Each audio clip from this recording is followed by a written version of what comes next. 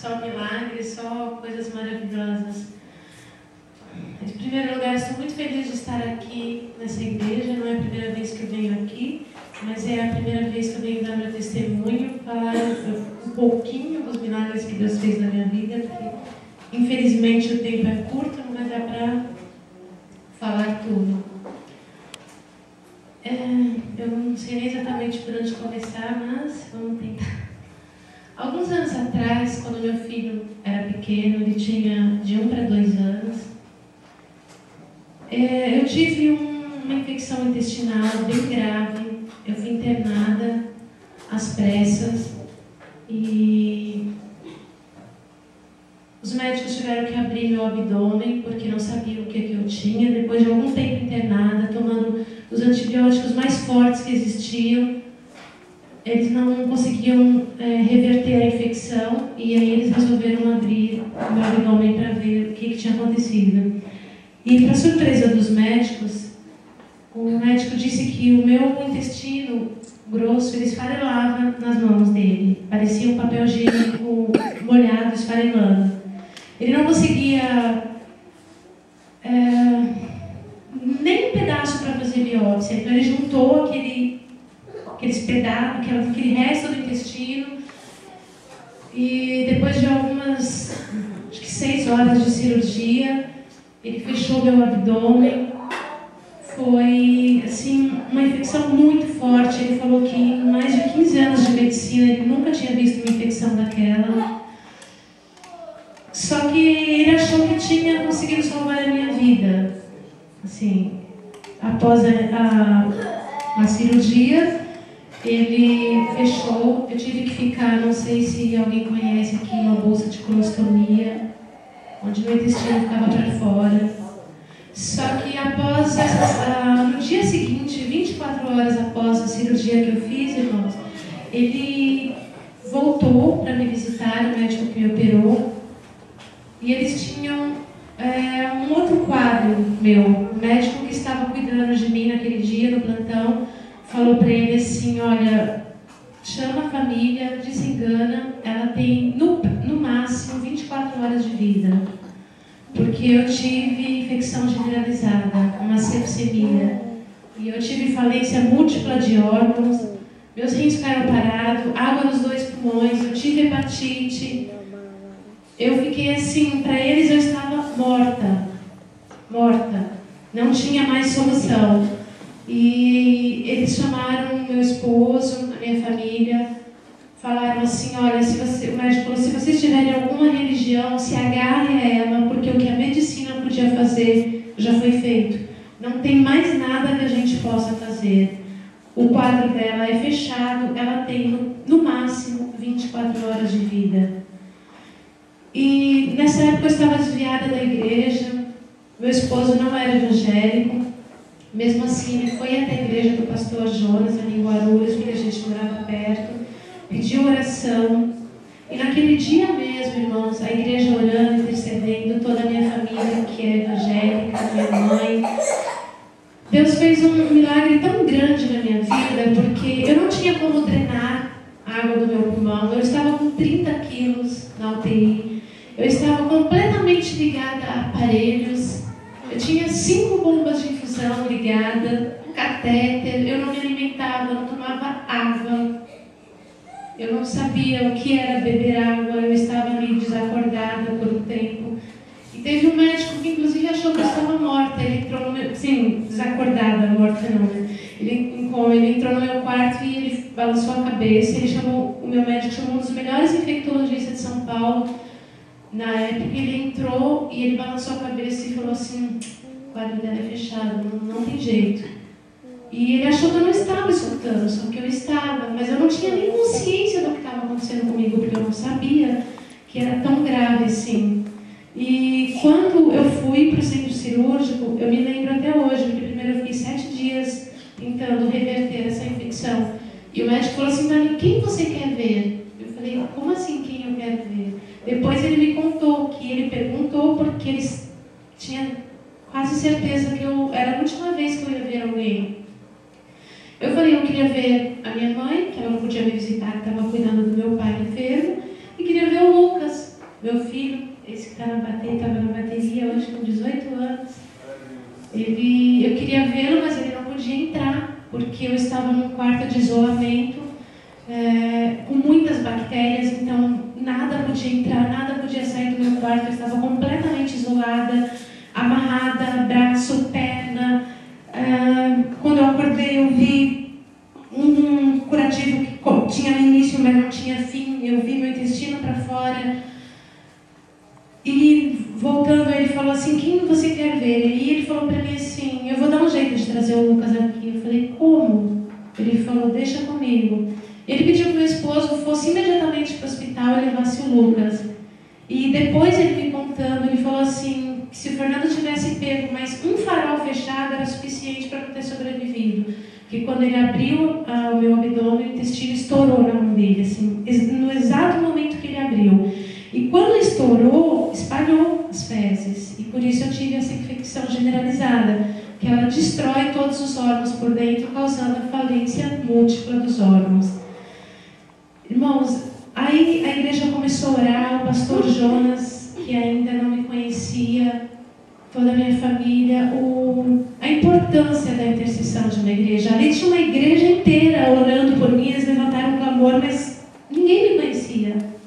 E eles oraram e Deus estava me visitando naquele quarto, naquele momento.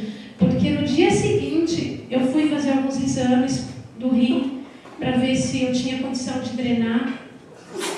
Porque eu não tinha, eu estava muito debilitada. E aí, para surpresa dos médicos, eles falaram assim: a gente não sabe o que está acontecendo, mas a água do pulmão dela está secando. O rim está voltando a funcionar, sem máquina. Eu não precisei fazer hemodiálise. E eu fui melhorando a cada dia. Mas eu fiquei 15 dias naquele isolamento, ao total de 45 dias, porque eu fiquei mais tempo no quarto. Irmãos, eu saí daquele quarto, daquele hospital, eu não sabia andar. Eu não andava, eu não me alimentava, eu não tinha mais noção do que era viver, porque uma pessoa que fica tanto tempo assim, o meu cabelo, que era bem comprido, eu tive que cortar curto, porque ele foi embolando, muitos dias na mesma posição, sem poder tomar um banho, sem poder andar. E hoje eu sei, assim, o valor de cada do ar que eu respiro, de cada movimento que eu tenho, que às vezes a gente esquece de agradecer a Deus, porque a gente acha que é normal. A gente acorda, a gente levanta, a gente se troca, a gente arruma o cabelo, e a gente não agradece por esses movimentos. Só que eu passei a ser grata, a ser muito grata por isso, porque eu sei o valor de cada coisa que eu não pude fazer por um bom tempo. Eu me lembro até uma coisa assim, boba. Eles dão pra gente assim, um medicamento pra gente esquecer aquele clima de UTI, pra gente não lembrar o que se passou. E eu me lembro de tudo, de cada detalhe, do que as enfermeiras conversavam, do que elas faziam comigo, que elas ficavam me olhando pelo vidro, achando que eu era uma pessoa que já estava morta. Elas não acreditavam naquilo. Um dia elas estavam tomando Coca-Cola e eu queria, e eu não podia, eu não sabia da gravidade do meu problema. E eu lembro que meu médico falou assim: eu vou te dar Coca-Cola um dia. E no dia que eu saí do hospital, de cadeira de rodas, eu não andava, ele falou assim para o meu esposo: peraí, não coloca lá no carro. Ele falou: o que foi? Ele falou: eu tenho um presente para ela. Ele me levou numa máquina de Coca-Cola, me deu uma latinha de Coca-Cola. Alguém aqui já agradeceu por pegar uma latinha de Coca-Cola? Acredito que não, né? Então eu aprendi a ser grata até por uma latinha de Coca-Cola. E é isso que eu quero falar para vocês, a gratidão. Só que o que aconteceu, irmãos? Eu me calei. Deus me curou, eu agradeci e eu me calei. Eu não tinha entendido o intuito de Deus, o que Ele queria. Ele não me curou para que eu guardasse um segredo para mim. Nossa, como Deus é bom, maravilhoso, a minha família sabia, os meus amigos sabiam. Mas não era suficiente, Ele queria que eu falasse, que eu testemunhasse, e eu não fiz isso. E eu falo que o milagre, ele sempre está no lugar onde você tem que chegar. E eu ainda não tinha chegado nesse lugar. E acredito que por isso, até o pastor Jonas outro dia falou na igreja, que às vezes Deus permite a gente passar por algumas situações para a gente se aproximar dele. E eu passei por outras situações. Eu achei que ali tinha acabado. Eu saí voltando um pouco com essa bolsa de colostomia. O médico falou que, como eu sobrevivi, que era assim, fora, eu quebrei todas as estatísticas. Estatisticamente falando, eu não tinha condição de viver. Uma pessoa com sepsemia não vive mais que 24 horas. Que eu seria uma pessoa doente pro resto da vida. Uma semana em casa, uma semana no hospital. Que eu não tiraria aquela bolsa de colostomia. Que eu viveria eternamente debilitada. 8 meses depois eu tirei essa bolsa de colostomia. O meu intestino fino que ficou ainda estava cheio de úlceras que sangravam. 6 meses depois o médico tentou tirar a bolsa, ele não conseguiu porque essas úlceras ainda estavam sangrando. Ele esperou mais 2 meses e quando ele tirou, ele falou assim: é inacreditável, eu acredito porque eu vi, eu te operei. Eu vi essas úlceras sangrando 2 meses atrás e hoje eu te operei e você não tem nem cicatriz, não tem úlcera no seu intestino. Ele falou que eu ficaria 10 dias na UTI nessa segunda cirurgia. Eu não fiquei 1 dia na UTI, eu fiquei 10 dias no quarto. Porque eu tive tanto trauma, irmãos, tanto trauma da UTI, que eu pedi para Deus que nunca mais eu tivesse que passar por uma UTI. Glória a Deus. Aleluia.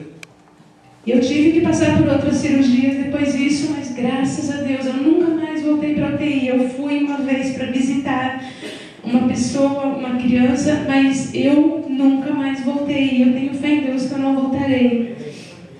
E como eu disse, eu não aprendi a lição, eu não testemunhei, é por isso que eu estou aqui hoje. Porque Deus tem me cobrado e Ele falou que vai completar o meu milagre. Eu ainda tenho algumas sequelas. E Ele disse que vai completar o meu milagre, eu dando o meu testemunho, e que eu fizesse a minha parte, e é por isso que eu estou aqui. Eu tenho muita dificuldade de falar em público. Quem me conhece sabe que está sendo muito difícil para eu estar aqui hoje. Mas eu falo que o deserto, ele nos aproxima de Deus. E eu creio que eu ainda estou caminhando para restauração completa da minha saúde. Mas Deus me falou que tinha pessoas que precisavam ouvir meu testemunho. Porque às vezes a gente vê na Bíblia, tal pessoa foi curada, tal pessoa andou, tal pessoa ressuscitou, Jesus ressuscitou Lázaro, mas aí você fala, mas está lá na Bíblia, tanto tempo atrás, e isso ainda acontece. Então Deus falou para mim que assim, Ele não me curou, Ele não me ressuscitou para que eu ficasse só para mim. É para que vocês saibam que Ele é o mesmo Deus que ressuscita. Porque quando os meus órgãos pararam, o médico falou assim para o meu esposo: olha, a gente está dando um medicamento para não parar o coração dela. Eu tomava um medicamento chamado noradrenalina. Esse medicamento disparava o meu coração de uma forma, aquilo doía, que era o único órgão que não tinha parado. Ele falou: a gente precisa manter o coração dela batendo. Enquanto o coração dela estiver batendo, a gente tem esperança. E aquele medicamento fazia meu coração acelerar, bater.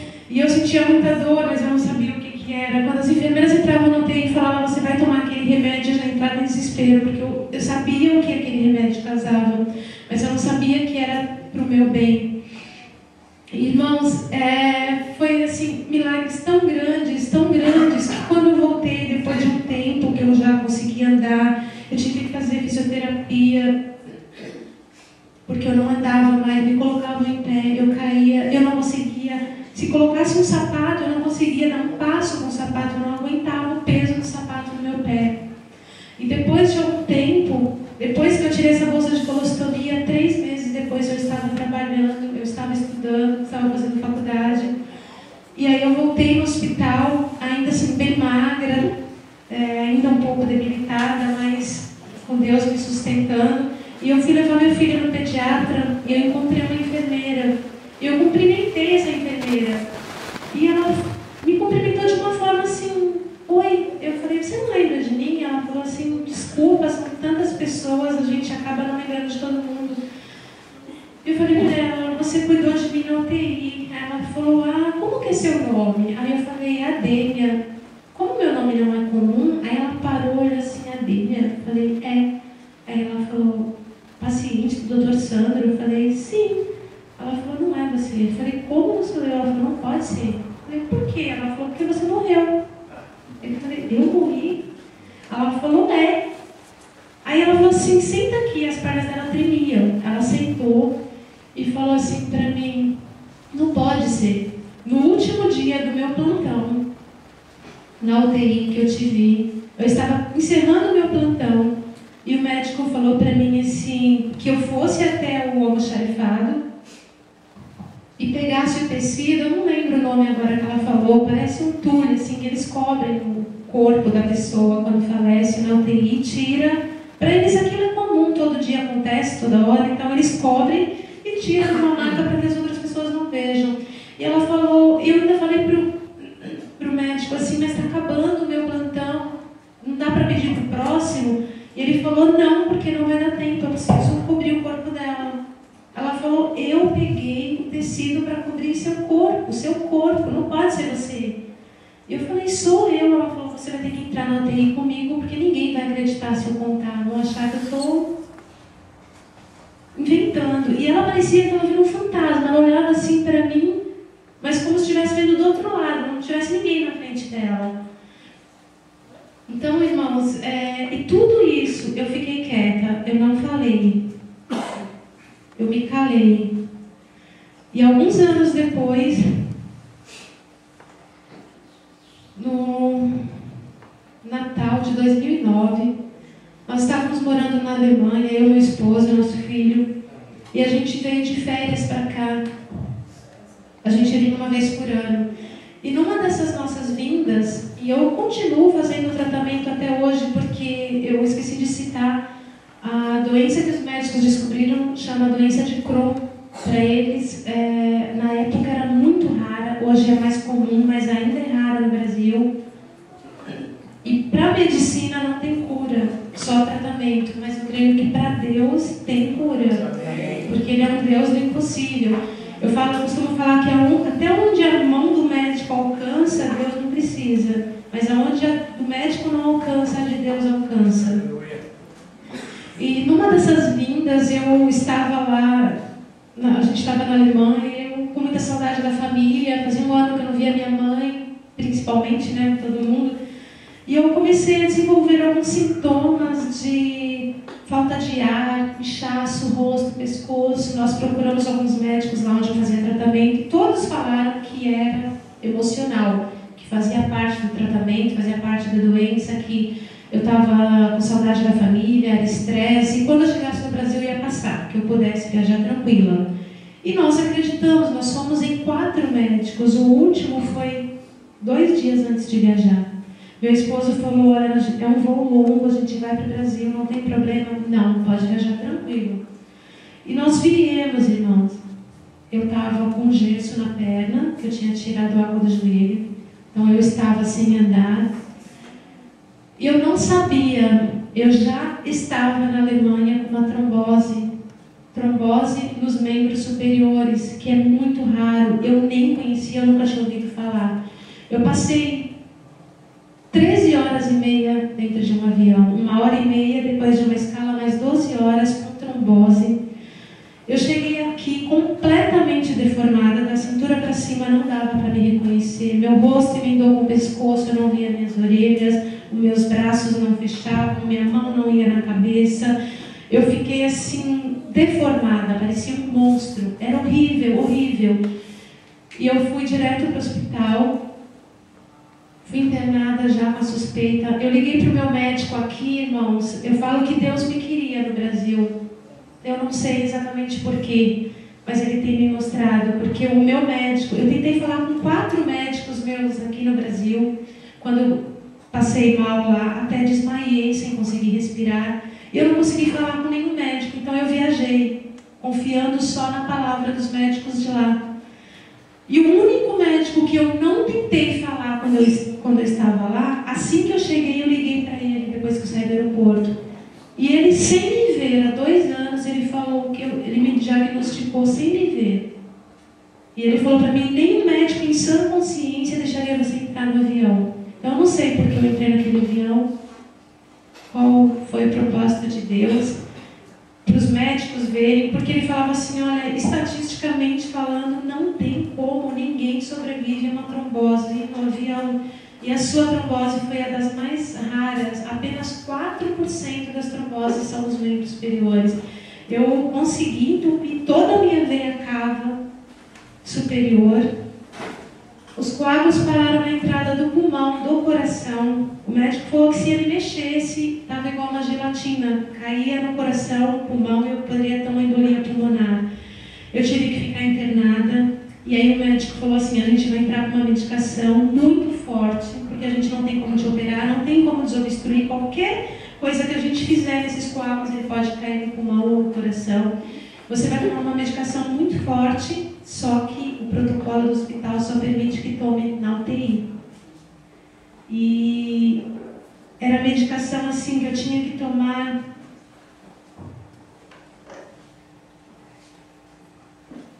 Ela era controlada por gotas, era uma heparina não fracionada, por gotas. E eu pedi, eu chorei, eu falei, não, UTI eu não quero entrar, eu não vou entrar na UTI, eu não quero UTI nunca mais. E ele falava assim para mim, mas você pode ter um sangramento no olho, no nariz, no ouvido, em qualquer lugar. Lá você precisa tomar e alguém te observando 24 horas. E eu pedia a Deus, eu te pedi tanto, Deus, que eu nunca mais entrasse numa UTI. Se eu sair daqui, eu vou testemunhar, eu vou falar o que o Senhor fez, não me deixe entrar numa UTI. Eu pedia tanto para Deus. E o médico falou assim, eu vou ver o que eu consigo. Eu vou tentar, eu vou falar com a direção do hospital. E aí eles chegaram a um acordo onde eu tomaria a medicação no quarto. Eu tomei a medicação no quarto, mas que tivesse alguém da família, um acompanhante, 24 horas, sem dormir do meu lado, olhando se eu tinha algum sangramento. Eu falei, mais uma vez eu venci. Eu não fui para a UTI. Irmãos, e tudo isso que eu tive, essa trombose, como inchou meu pescoço, meu rosto, eu cheguei no Brasil com o pescoço cheio de nódulos. Tinham caroços assim que não dava para saber qual era o maior. O médico pediu um ultrassom e falou, eu vou pedir para a médica marcar por fora, assim, uma caneta, qual é o maior para a gente examinar o que está acontecendo. E aí tinham tantos que ela falou assim, eu vou escolher aqui qualquer um. Aí ela marcou, ele tirou. Só que na tomografia que eu fiz no dia que eu fui internada, ele falou para o meu esposo assim, só que eu não sabia, que além da trombose, tinha uma coisa mais grave, porque a trombose poderia conseguir controlar a embolia pulmonar, mas que na tomografia tinha acusado um linfoma, que é um câncer no sistema linfático. E aí meu esposo ficou, assim, entrou em desespero, falou, meu Deus, de novo. E ele falou assim, só que ele falou assim, a gente precisa torcer aí, porque tem dois tipos. Um tem tratamento. A gente precisa fazer mais exames para ver qual quimioterapia a gente vai dar para ela. E o outro não existe tratamento. Então eu quero te deixar ciente que pode ser qualquer um dos dois.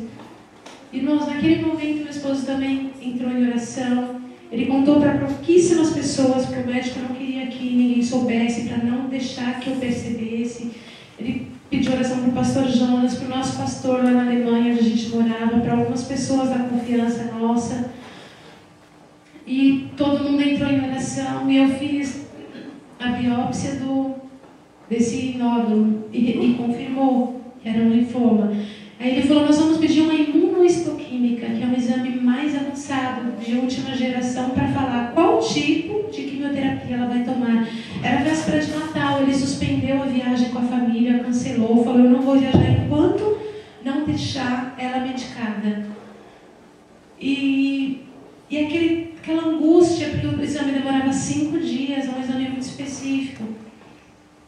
E ele segurando aquilo, então ele olhava para mim, eu não sabia o que estava acontecendo, ele não me falava, eu posso imaginar o sofrimento dele, porque todo esse tempo ele me apoiando desde o início, eu posso imaginar o sofrimento dele. Ele me olhava e tinha que fazer de conta que estava tudo bem, ele me conta que ele saía, chorava fora do quarto, voltava, porque eu tinha que ficar com alguém me vigiando o tempo todo. E 5 dias depois, irmãos, eu lembro que o meu médico entrou, abriu a porta do quarto, E eu não sabia. Não, todos os dias ele me veio. Ele abriu a porta do quarto e falou assim, pode comemorar. Aí meu esposo olhou para ele e falou assim, eu não sei porquê, a gente não conseguiu entender o que aconteceu, mas ela não tem nada. E aí ele olhou para mim assim e ele começou, né, a glorificar, olhar para mim feliz. E eu falei, mas não tem nada o quê? Então eu posso ir embora? Aí ele falou assim, porque eu estava internada sem previsão de alta. Ele falou, você tinha um câncer, mas Deus te curou em 5 dias. E assim, mais uma vez ele me curou, mais uma vez ele me livrou. E as enfermeiras entravam no meu quarto, aí eu comecei a ver o que as coisas faziam sentido, porque ali naquele hospital, eu até fiquei no hospital alemão, aqui também em São Paulo, as enfermeiras elas entravam e elas não podiam ficar conversando, faz parte do treinamento delas. Então elas eram muito profissionais, elas entravam e falavam assim, você não vai, já chegou o seu remédio? Que remédio? E elas não queriam falar, para não constranger o paciente. Aí eu falei assim, que remédio? Aí ela falava, a gente pediu um remédio, não chegou ainda. Aí eu falei, você está falando do quê? Da quimioterapia? Ela, mais ou menos assim, você está sabendo, né? Aí eu falei, eu não vou tomar. Por que você não vai tomar? Eu falei, porque eu não tenho nada. Como assim você não tem nada? Eu falei, olha lá no meu prontuário, olha nos meus exames, eu não tenho mais câncer, Deus me curou. Falei, Deus faz milagre.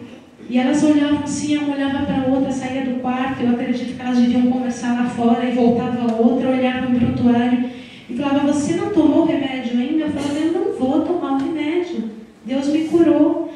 Então, assim, irmãos, a gente não sabe, eu não tive a oportunidade de rever essas pessoas, de saber o que mudou na vida delas, se elas não acreditavam em milagre e passaram a acreditar, porque ali elas tinham provas científicas, elas tinham um exame onde falava que eu tinha e outro que falava que eu não tinha. Então não precisava falar nada, porque para a medicina aquilo é fora do normal. E os meus médicos vendo, muitos deles não acreditam em milagre, eles falam assim, isso acontece, só acontece com quem confia em Deus, só acontece com quem Deus tem um plano na vida dessas pessoas, né? E eu creio que é isso, Deus tem algum plano na minha vida, porque às vezes você escuta, a pessoa tropeçou, caiu, bateu a cabeça, morreu, teve uma gripe forte, foi para o hospital, morreu, tomou um remédio, causou uma alergia, morreu. E quantas coisas eu passei, quantos livramentos, quantas infecções, infecção generalizada, depois dessa cirurgia eu passei por outras, e aí chegou um momento que eu falei assim, Deus, chega, eu já sofri demais. Eu falei, até quando? E aí Deus falou para mim, até quando você abrir a sua boca. E é por isso que eu estou aqui. Eu ainda, como eu disse, eu ainda tenho sequelas, mas eu creio que o Deus que começou a obra, Ele é fiel para cumprir, porque para Deus não há impossível. E eu chegando aqui na igreja, depois que eu cheguei, Deus me deu uma palavra. Eu abri a Bíblia pedindo para Deus que Ele falasse comigo, que eu queria passar um versículo para os irmãos. E foi justamente em Jeremias 30:17, na parte A. Ele fala, porque restaurarei a tua saúde e sararei as tuas chagas, diz o Senhor. Esse Deus é maravilhoso, irmãos. Eu vou voltar só um pouquinho lá atrás para falar para vocês. Durante esse tempo de reabilitação, eu tomava tantos medicamentos, mais de 30 comprimidos por dia. Eu tive uma urticária, desenvolvi uma alergia aos medicamentos e o médico não conseguia descobrir qual medicamento. Ele falou assim, todos os medicamentos que você toma são importantes, antibióticos, anti-inflamatórios. E ele falou, agora a gente não sabe qual está te causando alergia. E eu tomava mais de 30 tipos de remédio. E aí ele falou assim, eu vou suspender todos os seus remédios. Irmãos, eu tinha uma alergia que eu me coçava até clarear o dia. Quando eu não conseguia mais o cansaço, eu adormecia. Depois de poucos minutos eu acordava e me coçava de sangrar as minhas costas por causa dessa alergia. Eu lembrei até, eu falei para o meu esposo, nossa, só está faltando um caco de vidro, porque eu estou me comparando a Jó. Eu me coçava e eu falava, só falta pegar um caco de vidro, porque o que mais estava faltando? E aí o médico suspendeu todas as medicações para ver o que acontecia. E meu organismo começou a reagir sem nenhuma medicação. Depois eu voltei a tomar os remédios, aos poucos, até que foi encaixando o tratamento. E eu venho fazendo o tratamento até hoje, irmãos. Minha vida não tem sido fácil. Eu passo por vários tratamentos ainda, mas eu creio que Deus vai completar o milagre. Eu vou todo mês, eu tenho um catéter onde eu tomo medicação, eu tenho que fazer a limpeza desse catéter. A cada 28 dias eu estou numa clínica de oncologia fazendo tratamento e as enfermeiras olham para mim e parece que eu vou lá passear. Elas conversam comigo, o paciente entra no meu quarto e fala assim: o que você está fazendo aqui? Aí eu conto, elas não acreditam. Elas falam: como? Então eu falo: eu não sei se Deus quer me levar nesses lugares para essas pessoas. Eu falei: Deus, se for para isso, usa a minha vida. Porque se Deus não quisesse me curar daqui para frente, até hoje o que Ele já fez na minha vida, eu já estou satisfeita. Mas como Ele não é homem para mentir, nem filho do homem para que se arrependa, eu acredito que Ele vai completar. Mas eu posso dizer que eu estou muito satisfeita, apesar de tudo que eu tenho passado. Tem gente que fala assim para mim: mas como você consegue passar por tudo isso? Eu falo: é Deus que me sustenta. E Ele tem me sustentado até hoje. E eu falo para você, se você tem uma doença, se você tem uma enfermidade, onde o médico falou para você que não tem jeito, como os médicos, às vezes eu chego no médico e falo assim: doutor, mas eu estou com dor no abdômen, estou com cólica intestinal, estou com isso, estou com aquilo. Eles falam assim para mim: você está viva. Ou seja, está bom demais. Eu falo: não, eu não quero só isso. Para mim não basta. E eu tenho lutado, eu tenho me esforçado e Deus tem me sustentado. E eu quero falar para você que se você tem uma enfermidade onde o médico falou para você que não tem mais jeito, que não tem cura, que é um câncer, que seja o que for, irmãos, eu sou a prova viva que Deus cura. Eu sou a prova viva, eu posso falar para você: Deus cura. E eu falei para o meu filho, faz 2 semanas, eu falei: Lucas, como eu vou fazer para testemunhar? Deus está me cobrando, eu não sei falar. E ele falou assim, eu creio que ele foi boca de Deus naquele momento. Ele falou assim: mãe, quando Deus quer usar, isso é só um detalhe. E eu falei: Deus, o que eu vou falar? Como que eu vou falar? Como que eu vou pregar? Como que eu vou falar? E aí Deus falou para mim: você é a mensagem. E é isso que eu quero trazer para vocês.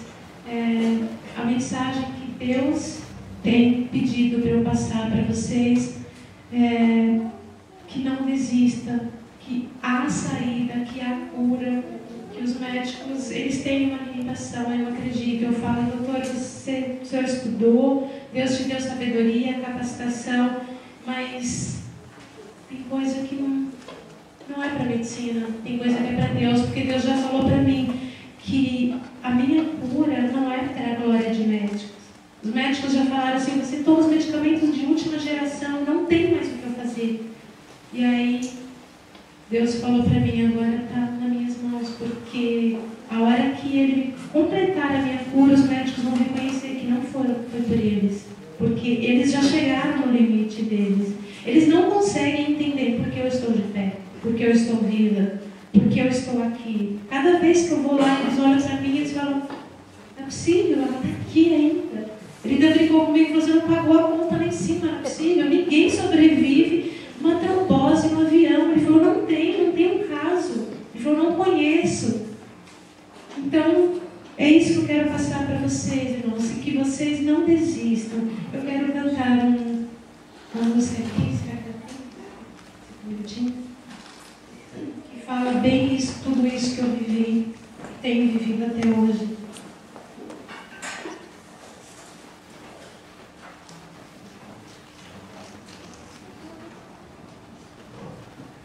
Bom, irmãos, aí está o milagre de Deus. Para Deus não há nada impossível.